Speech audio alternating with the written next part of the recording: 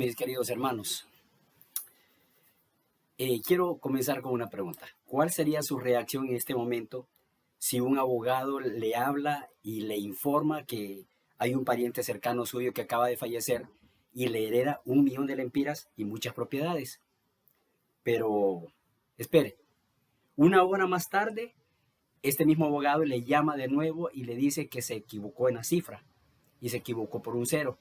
Entonces usted podría decir, bueno, si fue por un cero, tal vez no es 1 millón, sino que tal vez son 100.000 lempiras. Pero sorpresa, resulta que el abogado se equivocó por un cero, pero no era 1 millón, sino que eran 10 millones de lempiras. ¿Cuál sería su nueva reacción ante esto? Usted pensaría, tengo una vida arreglada, ya no tengo nada de qué preocuparme y debo de agradecérselo esto a mi pariente. De la misma manera, hermano, el creyente debe de regocijarse y estar agradecido también de la preciosa herencia que tiene en el nuevo pacto.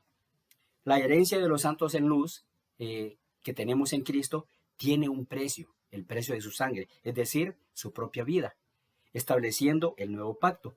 Este nuevo pacto lo establece como el sacerdote perfecto, como el sacerdote eterno, pero también como la ofrenda perfecta que hace también perfectos para siempre los santificados.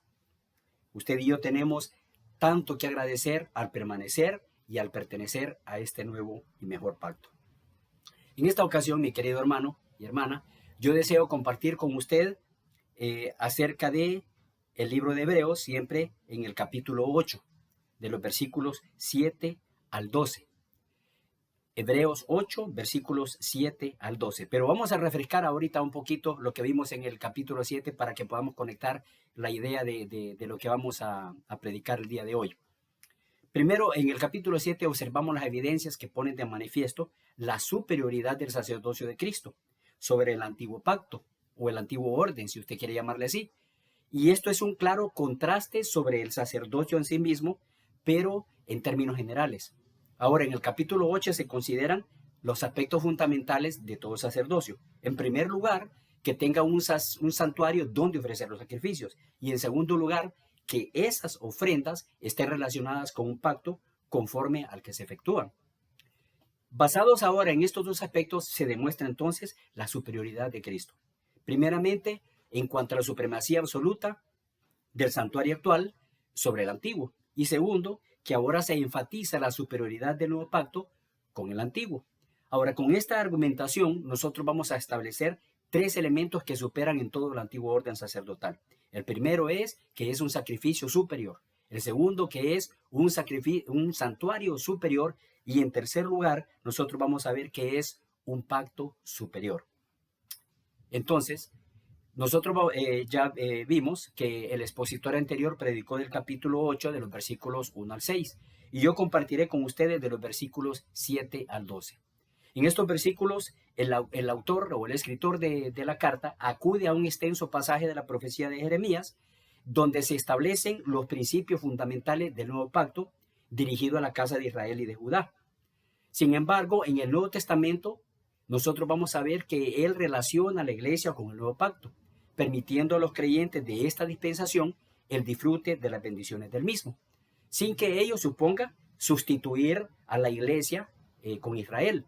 Nosotros debemos de entender que Israel es el linaje de los patriarcas bajo un pacto antiguo, o sea, bajo el pacto mosaico, y que la iglesia es ahora la unión de los creyentes, vamos a decir, creyentes judíos con los creyentes de todas las naciones para formar ahora un solo pueblo, según nos lo enseña Efesios 2, versículos 11 al 22.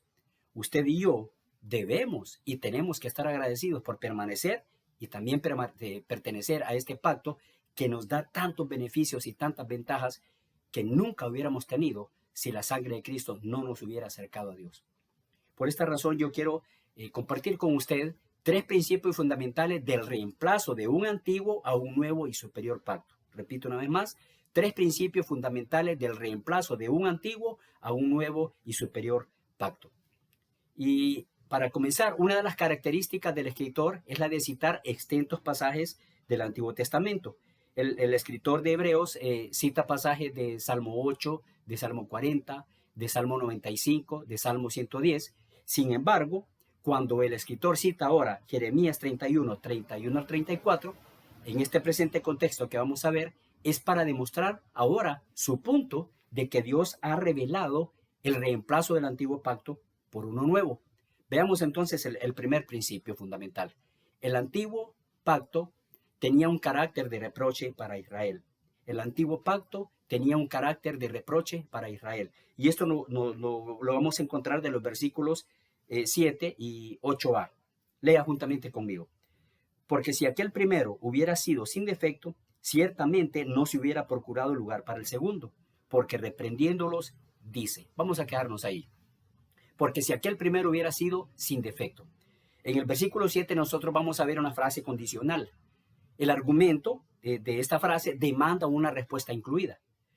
Por eso dice aquí, si no hubiera habido ningún defecto en ese primer pacto, pero lo hubo, porque ese pacto era inadecuado. Y luego, si no se hubiese buscado o procurado lugar para el segundo. Pero Dios en efecto confirmó el nuevo pacto según lo que nos dice Jeremías 31, 31 al 34. Para el escritor de esta epístola, querido hermano, el Antiguo Testamento no había perdido su validez en cuanto a la revelación del Nuevo Testamento, que no lo hubiera eclipsado. Por supuesto que no. Para él, el Antiguo Testamento continuaba siendo la palabra viva de Dios, tal y como lo vemos en capítulo 1, versículo 1. Pero vamos a ver de que el advenimiento de Cristo y su ministerio habían traído ahora cumplimiento a la promesa y a la profecía. Por lo tanto, el escritor ahora va a explicar el pasaje de Jeremías 31 a la luz del advenimiento de Jesús. Cuando Cristo vino al mundo, Él abolió lo antiguo y estableció lo nuevo. El escritor ahora emplea los términos primero y segundo, tal y como lo vemos en el versículo 7, para referirse al antiguo y el nuevo pacto. Y habiendo hablado por medio de David, en el Salmo 114, Dios ahora ha revelado la superioridad del sacerdocio de Melquisedec. Esta superioridad, mi querido hermano, queda también revelada en las profecías de Jeremías. En ella Dios revela o reveló también la superioridad de un nuevo pacto. Dios mismo instruyó a su pueblo, mi querido hermano, en las escrituras del Antiguo Testamento, pero estas verdades permanecieron ocultas hasta que el escritor de Hebreos las empleó en sus enseñanzas. Pero debemos de hacernos una pregunta. ¿Cometió Dios un error cuando estableció un pacto que tenía que ser reemplazado en años anteriores? Hagámonos esta pregunta. Yo diría no. Absolutamente no, porque la palabra de Dios es veraz y sin error. La palabra de Dios es infalible y es inerrable. La falla en el primer pacto no estaba en Dios, sino que estaba en el pueblo que estaba asociado con Dios por el pacto. Hablando de Israel. Ellos no guardaron las condiciones estipuladas en el pacto. Y por consiguiente, Dios, como dice aquí, halló causa de reproche, causa de reprensión, causa de desaprobación en el pueblo. Sin embargo, si el pueblo tenía la culpa de no observar las estipulaciones del pacto, el pacto mismo podía ser considerado todavía sin tacha. Pero al citar Jeremías 31, 31 al 34, ahora el escritor de la epístola demuestra la debilidad del primer pacto. No había sido puesto ni en la mente ni en el corazón del pueblo, como lo vamos a ver en el versículo 10. Por consiguiente, el antiguo pacto tenía que ser reemplazado por uno nuevo. Mi amado hermano, con Cristo todo cambió para nosotros.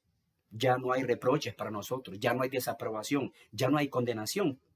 Y nosotros vamos a ver en Romanos 1 que precisamente dice esto. Pero ahora ninguna condenación hay para los que están en Cristo. Pero hermano, tu nueva vida debe ser motivo para agradarle y obedecerle a Él. Yo quiero llevarte a Hebreos 12, 28. Y dice, así que recibiendo nosotros un reino inconmovible, tengamos gratitud y mediante ella sirvamos a Dios agradándole con temor y reverencia. Hemos visto entonces el primer principio fundamental del reemplazo del antiguo pacto por un nuevo pacto que es también superior. El segundo principio tenía que ver ahora con las personas con quienes se estableció ese pacto. Vaya conmigo entonces al segundo principio fundamental. El antiguo pacto era exclusivo para Israel o sigue siendo exclusivo para Israel. Vaya conmigo a versículos 8b hasta el 9 y vamos a leer lo siguiente. Y dice, he aquí vienen días, dice el Señor, en que estableceré con la casa de Israel y la casa de Judá un nuevo pacto, no como el pacto que hice con sus padres, el día que los tomé de la mano para sacarlos de la tierra de Egipto, porque ellos no permanecieron en mi pacto, y yo me desentendí de ellos, dice el Señor. Ahora, un pacto se establece, hermanos, cuando hay dos partes que concuerdan con ese contrato. Un contrato detalla cláusulas que las partes deben de cumplir. Además, tiene una condición o una condicional que las partes deben también saber. Si una de las partes no cumple los requisitos, entonces este contrato pierde su carácter vinculante entre los dos. Y en los versículos 8b al 9, nosotros vamos a ver tres descripciones del antiguo pacto. Ahora, estas se mencionan como dos partes o ambas partes, pero también las cláusulas del pacto que quedan sobreentendidas o alguien que ya las debe de conocer. Y al final se aplica una condición. Ahora, observemos estas tres descripciones contenidas en este pacto. Dice ahí, declara el Señor. Y aquí vienen días, dice el Señor. El profeta Jeremías utiliza ya dos veces en esta primera parte del versículo 8 esta declaración. Dios dice o declara. El Señor Dios de Israel hizo un pacto con su pueblo cuando lo sacó de Egipto y lo puso al pie del monte Sinaí para recibir su ley, tal y como nosotros lo vemos en Éxodo 20, 1 al 17. La primera parte del pacto, vamos a decir, es Dios. Él lo inició, Él lo dirigió al pueblo de Israel al comienzo de su historia como nación. Pero también Él se apartó cuando ellos dejaron de ser fieles al pacto sinaítico. Dios declaró que establecería un nuevo pacto con la casa de Israel, como lo vemos aquí en el versículo 8. Pero Él no reveló cuándo se firmaría el nuevo pacto o el contrato. La referencia acerca del tiempo es indefinida, no lo sabemos. Pero desde la perspectiva histórica, que sí la sabemos, la profecía de Jeremías no podría haberse referido a la restauración de Israel después del exilio, ya que el Antiguo Testamento indica que el antiguo pacto siguió en vigencia después del exilio. Ahora la profecía, por lo tanto, anuncia la venida del Mesías, la venida de Cristo y el establecimiento del nuevo pacto en su sangre, tal y como nosotros lo vemos en Mateo 26, 28, cuando el Señor Jesús dice, este es el nuevo pacto en mi sangre. Y nosotros podemos ver también pasajes paralelos. La frase es casa de Israel, como lo vemos en el versículo 8, y casa de Judá, ponen atención en la reunificación de la nación de Israel. Sin embargo, dada que las 10 tribus no regresaron después del exilio, ahora estas frases han de interpretarse en un sentido más universal, pero también más futurista, incluyendo no solamente a judíos, sino que también a gentiles. La segunda descripción es la siguiente. Sus cláusulas son sobreentendidas. Dice aquí, no como el pacto que hice con sus padres en el versículo 9, porque ellos no permanecieron en mi pacto. El antiguo pacto que Dios hiciera con el pueblo de Israel ahora era una promesa de Dios de que Él sería su rey. Como rey, Dios demandó obediencia de parte de su pueblo. Por esta razón, Él les dio la ley en Sinaí, les dijo que ellos serían entonces un reino de sacerdotes y una nación santa, tal y como lo vemos ahí en Éxodo 19:6. A los israelitas, queridos hermanos, se les pidió que obedecieran la ley de Dios con el corazón, con el alma y con todas sus fuerzas, para que ellos demostrasen de ese modo un constante amor por Dios, tal y como lo vemos en Deuteronomio 6:5.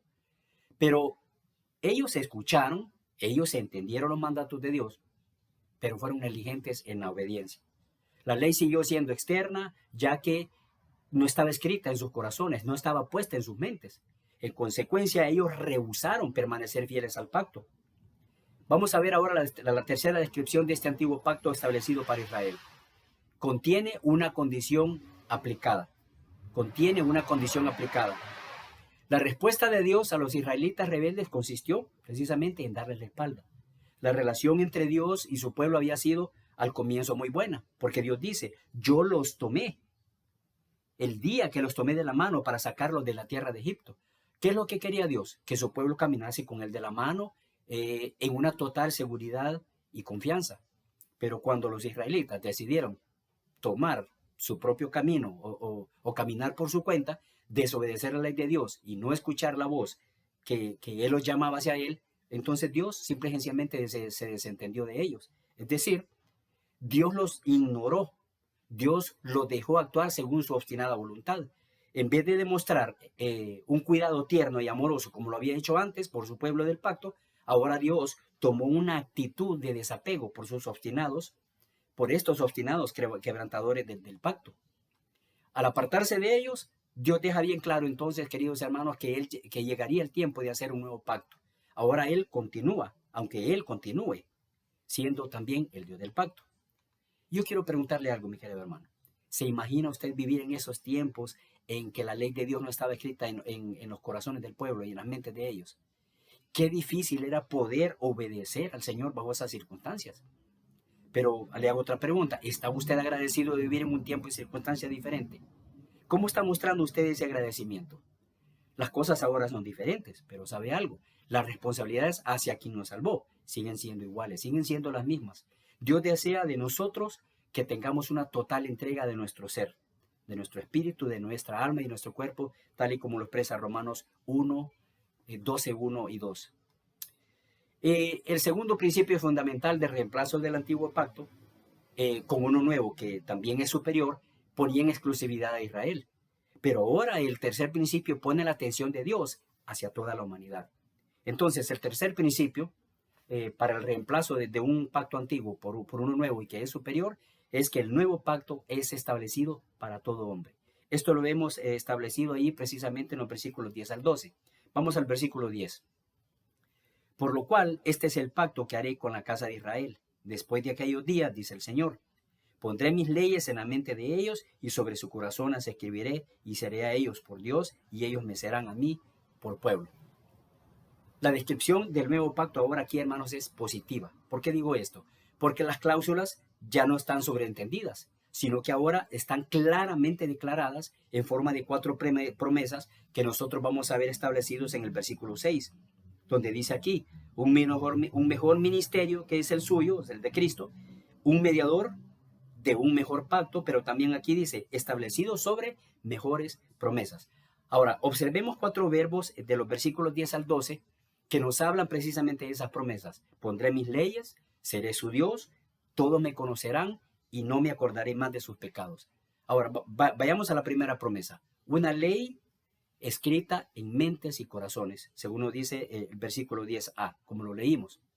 Ahora, por tercera vez, aquí el escritor del libro, de Jeremías, escribe, declara el Señor. Ahora, Dios, hermanos, hace un nuevo pacto con el pueblo que pertenece ahora a la era mesiánica, ya no a la era del Antiguo Testamento. Es decir, judíos y creyentes y también gentiles creyentes ahora constituyen o vienen a ser la casa de Israel. La era del Antiguo Pacto, caracterizada por la exclusividad de la nación de Israel, ahora ha dado un paso a una nueva era, en la cual todas las naciones quedan incluidas. Si usted lee conmigo en Mateo 26, 19, nosotros vamos a ver lo siguiente. Id y haced discípulos a todas las naciones. Entonces ahora ya no es una exclusividad de Israel, sino que es ahora toda la humanidad que está incluida para que sea casa de Israel. Ahora, hagámonos una pregunta. ¿Quién pertenece ahora a la casa de Israel? Dios dice, toda aquella gente, toda aquella persona en cuyas mentes yo pondré mis leyes y cuyos corazones las escribiré. Ahora, estas expresiones, mente y corazón, son términos paralelos que representan el interior del hombre.